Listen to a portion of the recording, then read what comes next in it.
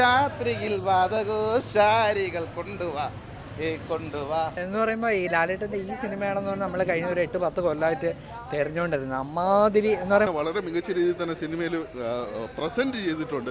അക്കാര്യത്തിൽ തരുൺമൂർത്തിക്ക് ഒരു big salute കൊടുക്കുക തന്നെ വേണം. ജോർജ് ഇവയ്ക്ക് വളരെ ഇഷ്ടമായി.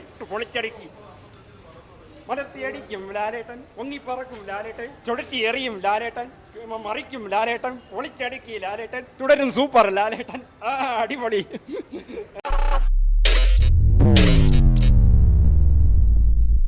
അടിപൊളിയെന്ന് പറഞ്ഞാൽ ഇത് എന്ന് പറയുമ്പോൾ ഈ ലാലേട്ടൻ്റെ ഈ സിനിമയാണെന്ന് പറഞ്ഞാൽ നമ്മൾ കഴിഞ്ഞ ഒരു 8-10 കൊല്ലമായിട്ട് തിരഞ്ഞുകൊണ്ടിരുന്നത് അമ്മാതിരി എന്ന് പറയുമ്പോൾ മുണ്ടും മടക്കി കുത്തി മീശയൊക്കെ പിരിച്ച് ലാലേട്ടൻ്റെ ഒരു സ്റ്റണ്ട്, അല്ലാതെ കോട്ടും ചൂട്ടും ഇട്ട് ഉള്ള സംഭവമല്ല. അത്രയ്ക്ക് ത്രില്ലിംഗ് ആയിട്ടുള്ള എലമെൻറ്റ് എന്ന് പറയുമ്പോൾ സെക്കൻഡ് ഹാഫ് എന്ന് പറഞ്ഞാൽ നമുക്ക് ഒരു നിമിഷം പോലും നമുക്ക് ആ സീറ്റിലൊന്നും ഉറച്ചിരിക്കാൻ പറ്റില്ല. ആദ്യം നിന്നൊക്കെ എണീറ്റ് ചാടി നമ്മൾ ഇതിലെ വില്ലനെയൊക്കെ ചെന്ന് നമുക്ക് തന്നെ അടിക്കാൻ തോന്നുന്നു. അമ്മാതിരി ഒരു ത്രില്ലിംഗ് ആയിട്ടുള്ള ഒരു ഫിലിം.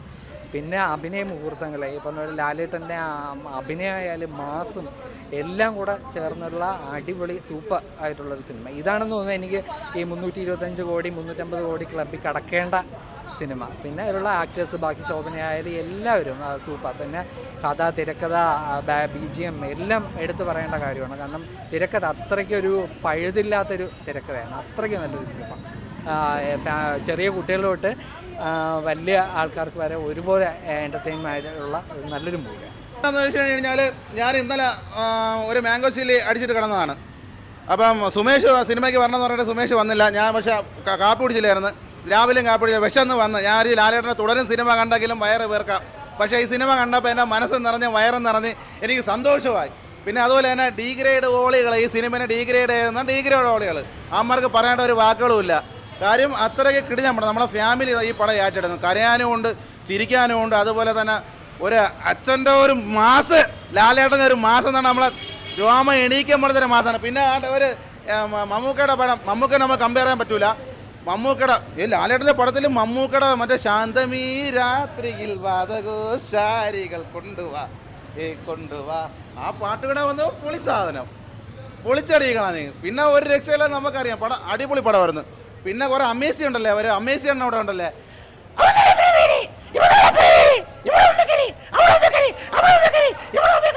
ഒരു കിഴങ്ങുമില്ല. അമേസിയില്ല കെമേസിയില്ല, ഒരു ഉമിഗിരിയുമില്ല. ഇതാണ് ലാലേട്ടൻ കിടഞ്ഞ പടം. പിന്നെ ഡയറക്ഷൻ, തന്മൂർത്തിയുടെ ഡയറക്ഷൻ ഒരു രക്ഷയില്ലാത്ത ഡയറക്ഷനായിരുന്നു.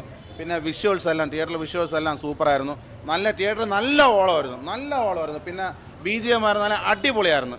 അല്ലാതെ പൃഥ്വിരാജിൻ്റെ ഡയറക്ഷനൊന്നും അല്ല പുള്ളി എടുത്ത് വെച്ചേക്കുന്നത്. ജനഹൃദയങ്ങളെ ഏറ്റെടുക്കുന്ന ഡയറക്ഷനാണ് തരുമൂർത്തി എടുത്ത് വെച്ചേക്കുന്നത്. അതാണ് അവതാരപ്രവിയുടെ ഒരേ ഒരു രാജാവ്, താരരാജാവ്.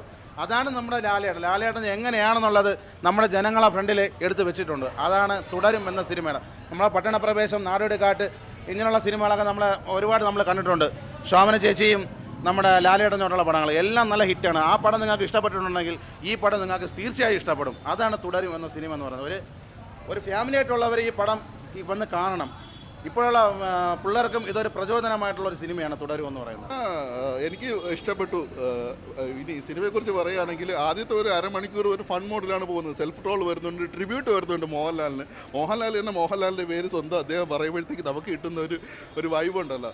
അതുപോലെ തന്നെ ഈ ട്രിബ്യൂട്ട് എന്ന് വെച്ച് കഴിഞ്ഞാൽ ഒരു വ്യത്യസ്ത ട്രിബ്യൂട്ടാണ്. പിന്നെ അതുപോലെ തന്നെ സെൽഫ് ട്രോളുകളും വരുന്നുണ്ട് അതിൻ്റെ കൂട്ടത്തിൽ തന്നെ. നമ്മൾ കഞ്ഞി എടുക്കുന്നുണ്ടോ, അല്ലെങ്കിൽ കൺകണ്ട് നിജം, പിന്നെ അതുപോലെ തന്നെ വെട്ടിയിട്ട വാഴത്തുണ്ട്, അതൊക്കെ വരുന്ന ഇങ്ങനെ പോകുന്നുണ്ട്. ഒരു സാധാരണ റാന്നിക്കാരനായ ഒരു ലോവർ മിഡിൽ ക്ലാസ്സുകാരനായ ഒരു നാട്ടിൻപുറത്തുകാരൻ, അതാണ് ഇദ്ദേഹത്തിന് കഥാപാത്രം ഇതിനകത്ത് അവതരിപ്പിക്കുന്നത്. ഇദ്ദേഹം ഒരു അസാധാരണമായ ഒരു സിറ്റുവേഷനിൽ ചെന്ന് പെട്ട് കഴിഞ്ഞാൽ എന്തുണ്ടാവും എന്നുള്ളതാണ്. അപ്പം നമുക്ക് സാധാരണമായിട്ട് പൊതുവെ നമുക്കൊരു തോന്നലുണ്ടാവും, ദൃശ്യമാണോ അല്ലെങ്കിൽ അതുപോലെ ഏതെങ്കിലും സിനിമയാണോ. അങ്ങനെയല്ല, നമ്മൾ സിനിമ കണ്ടുകൊണ്ടിരിക്കുമ്പോഴത്തേക്കും കുറച്ച് ഫാമിലി ഡ്രാമ ആകുമ്പോഴത്തേക്കും നമുക്കിപ്പോൾ പല സിനിമകളും വരും. ഇനി ഞാൻ ഫാമിലി ഡ്രാമ എന്ന് പറഞ്ഞ് ഫാമിലി ഡ്രാമയോടൊപ്പം തന്നെ ഒരു റിവെഞ്ച് സ്റ്റോറി കൂടെയാണ് ഈ ഒരു സിനിമ വരുന്നത്. മോഹൻലാലിനെ വളരെ മികച്ച രീതിയിൽ തന്നെ സിനിമയിൽ പ്രസൻറ്റ് ചെയ്തിട്ടുണ്ട്. അക്കാര്യത്തിൽ തരുൺമൂർത്തിക്ക് ഒരു ബിഗ് സല്യൂട്ട് കൊടുക്കുക തന്നെ വേണം. കാരണം മോഹൻലാൽ ആരാധകർക്ക് മാത്രമല്ല, അദ്ദേഹത്തിൻ്റെ ആരാധകർ അല്ലാത്തവർക്ക് പോലും ഈ മനുഷ്യൻ ഇതെന്തൊക്കെയാണ് ചെയ്യുന്നത് എന്നുള്ള രീതിയിൽ നമുക്ക് പെട്ടെന്നുള്ളൊരു ഫീൽ വരും. കാരണം അദ്ദേഹം നമുക്കറിയാം മോഹൻലാൽ എന്ന് പറയുമ്പോൾ ഫിസിക്കലി നമ്മൾ കണ്ടു കഴിഞ്ഞാൽ അദ്ദേഹത്തിൻ്റെ ഒരു ബോഡി ടൈപ്പ് അങ്ങനെയാണെങ്കിൽ കൂടെ തന്നെ അയാൾ ഫിസിക്കലി നന്നായിട്ട് ഡാൻസ് ചെയ്യുന്നത്, നന്നായിട്ട് ഫിസിക്കലി ആക്ഷൻ രംഗങ്ങളെല്ലാം മികച്ച രീതിയിൽ പുൾ ഓഫ് ചെയ്യുന്ന ഒരു വ്യക്തി കൂടെയാണ് മോഹൻലാൽ. അത് മികച്ച രീതിയിൽ തന്നെ സിനിമയിൽ വന്നിട്ടുണ്ട്. സിനിമയിൽ സിനിമയിൽ ഉടനീളം കൈയടിക്കാവുന്ന ഒത്തിരി മൊമെൻറ്റ്സ് സിനിമയുടെ വരുന്നുണ്ട്. എനിക്ക് പറയുമ്പോഴത്തേക്കും കൈ ഇപ്പോൾ വിറയിലിങ്ങനെ വരുന്നുണ്ട്. എന്തുകൊണ്ടാണെന്ന് അറിയില്ല ഈ ഒരു എക്സൈറ്റ്മെൻറ്റ്. കാരണം നമ്മൾ കുറേ നാൾ കൂടിയിട്ട് ഇങ്ങനത്തെ ഒരു സിനിമകൾ കാണുമ്പോൾ ഒരു എക്സൈറ്റ്മെൻറ്റ് ഇരിക്കും. അല്ലാതെ നമ്മൾ സിനിമകൾ കണ്ടിട്ട് ഒരു ഒരു എന്താ പറയുക ഒരു പാതി വന്ന മനസ്സുമായിട്ട് ഇറങ്ങി വരുമ്പോഴത്തേക്കുള്ള ഒരു ഇതില്ല. അതൊക്കെ മാറിയിട്ട് ഒരു എക്സൈറ്റ്മെൻറ്റ് എന്ന് എനിക്ക് കിട്ടി. ഇങ്ങനത്തെ സിനിമകൾ ഇടയ്ക്കിടയ്ക്ക് വരണം. വന്ന് കണ്ടിട്ട് നമുക്ക് വില്ലനേക്ക് അറിയാലോ. പുള്ളിനെ കണ്ടു കഴിഞ്ഞാൽ കുറേ സമയത്ത് മറ്റേ ഇറിറ്റേഷൻ വരും. പുള്ളിയുടെ തുടക്കത്തിലുള്ള ഒരു പെർഫോമൻസ് ആണ്. അപ്പം മികച്ച അഭിനയം കൊണ്ട് തന്നെയാണ്, അല്ലാതെ എന്ന് പറയുന്നില്ല. അപ്പോൾ തീർച്ചയായിട്ടും വില്ലനിട്ടിട്ട് 4-5 പടപടയ്ക്കണം എന്നുള്ളൊരു ഫീൽ നമുക്ക് ദൃശ്യത്തിൽ മിസ്സായ സംഭവം ഇവിടെ കിട്ടും. പൊളിച്ചടുക്കി കാണണം. കിംബോയ്ക്ക് വളരെ ഇഷ്ടമായി. ലാലേട്ടൻ 1.5 തിരിച്ചറിവ് കേട്ടോ. ഇനി എത്ര പടം കിട്ടിയാലും അങ്ങനെ ഒരു വലിയ തിരിച്ചറിവ് തന്നെ നടത്തുന്നത്. ഒന്നും പറയാനില്ല. ക്ലൈമാക്സ് എല്ലാം അടിപൊളി. പൊളിച്ചടുക്കി എന്ന് വെച്ചാൽ പൊളിച്ചടുക്കി, ഒന്നും പറയാനില്ല. നമ്മുടെ ശോഭനേച്ചിയും ലാലേട്ടനും വർഷം ശേഷം ഒന്നിച്ചല്ലേ, അതിലും നല്ല രീതിയിൽ വർക്കൗട്ടായി. നമ്മുടെ വില്ലനൊക്കെ ലാലേട്ടനെയൊക്കെ വിറപ്പിച്ചെന്ന് പറയാം. അങ്ങയുടെ പെർഫോമൻസും സൂപ്പറായിരുന്നു. ജോർജി ഇവയ്ക്ക് വളരെ ഇഷ്ടമായി.